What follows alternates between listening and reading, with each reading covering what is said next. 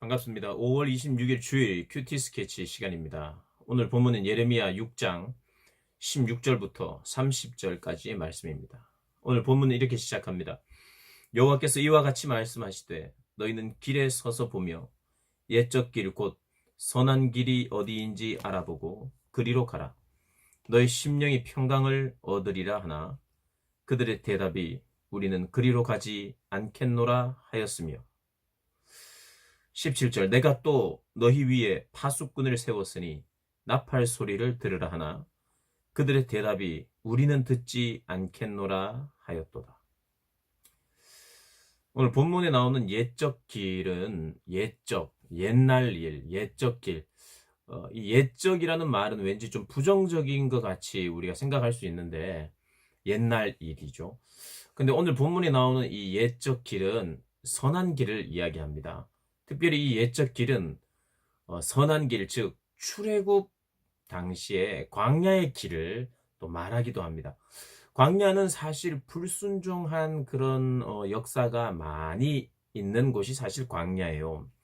그러나 그럼에도 불구하고 구름 기둥과 불 기둥을 철저히 의지하면서 그 하나님의 그 인도하심에 대해서 굉장히 민감하게 불기둥, 구름 기둥이 움직이면 그들도 움직였고 서면 섰고 굉장히 그런 부분에 있어서 순종을 한 길이라고 또 볼 수도 있습니다. 그리고 그 옛적 길은 하나님의 말씀인 율법을 받고 그 율법을 지키고 듣는 길이 곧 선한 길이요 옛적 길입니다. 그런데 지금은 어떠냐? 그 옛적 길을 버렸다는 거예요. 그 옛적 길로 가지 않고 하나님의 말씀인 율법을 즐거워하지 않고 그걸 지키지 않았다 하는 그런 내용입니다. 영혼의 진정한 평안을 줄 수 있는 옛길, 그 옛길로 이제는 돌아와야 한다라고 이야기합니다. 그런데 어떻게 이야기했습니까? 그들의 대답은 우리는 그리로 가지 않겠다 이렇게 대답했다는 거예요. 그리고 17절에 파수꾼을 세워서 나팔을 들어라. 이게 뭐냐면 경고의 나팔이에요.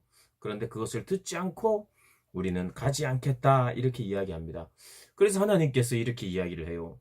이스라엘은 내가 심판할 것이다. 유다를 심판할 것이다. 라고 다른 나라들에게 나라들아 들으라 이렇게 이야기하고 또 땅이여 들으라. 하나님이 이 심판에 대해서 유다의 심판에 대해서 공적으로 이렇게 나타내는 거예요. 내 백성을 내가 칠 것이다 라고 선언하는 거죠. 그런데 이제 20절에 갑자기 그들이 제사를 드려요. 시바에서 이거는 시바는 스바입니다. 스바 여왕 솔로몬 왕 때에 스바 여왕이 많은 향품을 가지고 존귀한 것을 가지고 이 솔로몬 왕을 만났고 그 스바 여왕입니다. 그 시바에서 유향과 먼 곳에서 향품을 4개로 가져오면 어찌미냐? 내가 희생 제물을 지금 받기를 원하지 않는다. 왜냐하면 나는 삶의 예배를 받고 싶어 한다. 순종이 제사보다 낫다고 하는 그 말씀이 있습니다. 순종을 하나님께서는 원한다는 거예요. 지금 갑자기 웬 향품과 유향이냐?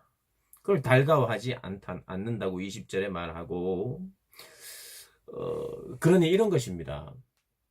하나님께 불순종하고 있을 때 하나님이 너희들은 돌아와야 된다. 너희들은 순종해야 된다. 그러지 않으면 내가 너희를 치리라 할 때 이스라엘 백성들이 가지 않겠습니다. 하지 않겠습니다. 하고 말하면서도 그들이 어떤 예배 의식 그러니까 행사를 했어요.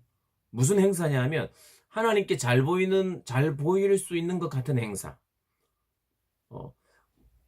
이스라엘 백성들 자신들이 고안해낸 행사. 아, 하나님 우리가 이런 공연을 해요. 이런 의식을 우리가 지내요. 그리고 요번에는 좀 값비싼 걸 가지고 왔어요. 복 주세요. 우리를 전쟁에서 승리하게 해주세요. 이랬다는 거예요. 우리 하나님은 그걸 원하지 않아요. 내 백성들이 내 말을 듣는 내 율법을 지키는 삶의 예물을 받기를 원하셨어요. 그런데 그러지 않았다는 거죠. 그래서 하나님께서 직접 장애물을 내가 두었다 이렇게 이야기합니다. 21절에 장애물을 두고 그것에 걸려 넘어지게 하겠다. 내가 하겠다는 거예요. 남들이 그렇게 한 것이 아니라 하나님께서 내가 장애물을 놓고 내가 그들과 그들의 자녀들이 함께 넘어지게 하겠다는 거예요. 그래서 그 민족들, 다른 민족들, 강대국들을 사용했죠. 그래서 22절부터 26절까지는 북방에서 큰 나라가 오고 그들은 활과 창을 잡고 있고 잔인하고 사랑이 없고 바다처럼 포효하고 전사 같고 이런 강한 민족이 우리를 이스라엘 백성들을 진멸하리라. 네, 이스라엘 백성들이 할 수 있는 것은 통곡밖에 없고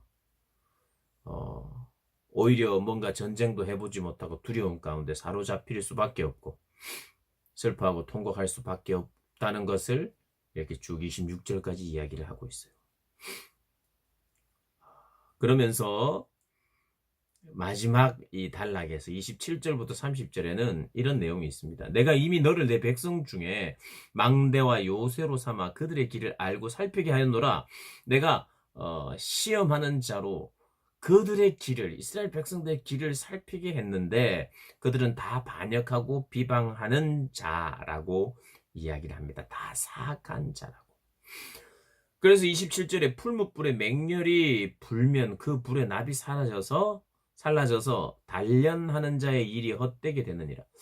이게 무슨 말이냐면 풀무에 광석을 넣고 화학물질을 첨가한 후에 불을 이렇게 지피면 불순물이 제거되고 순수한 음만 남습니다. 그러니까 이게 재련이라고 하죠. 재련. 이 연단. 불순물을 다 제거하는 열을 굉장히 높여요. 근데 이게 불순물이 제거되지 않습니다. 납이 살라졌다는 말이 오히려 불순물이 제거되지 않는다는 거예요. 그래서 더 강도를 높이고 더 뜨겁게 했는데도 여전히 분리가 되지 않아요. 이게 마치 누구의 모습 같으냐 하면 이스라엘 백성들, 유다 백성들의 모습 같다는 거예요. 하나님이 적당한 징계를 통해서 연단을 통해서 그들이 불순물이 제거가 되어야 되는데 끝까지 붙어 있는다는 거예요. 그래서 결국 할 수 있는 것은 그것을 내버리는 거예요. 내버린 은. 이 30절에 그들을 내버린 은이라 부르게 될 것이다. 아무리 분리하려고 해도 안 되니까 그럼 버릴 수밖에 없다는 거예요. 하나님의 마음과 하나님의 입장이 이렇다고 말합니다. 나는 너희들을 내버린 은이라 부를 것이다. 사랑하는 고등부 학생들 그리고 우리 선생님들이 오늘 본문을 또 묵상하면서 내버린 은을 한번 생각해보고 또 옛적 길, 선한 길, 참된 평강이 있는 길, 그 길은 오직 말씀에 순종하는 길이라는 걸 묵상하면서 내가 하나님 앞에 어떤 삶의 구체적인 적용을 하며 살아야 될지 또 함께 묵상하고 그리고 적용하기를 원하는 그 말씀이 오늘 한 날 가운데에 적용되시기를 주님의 이름으로 축복합니다.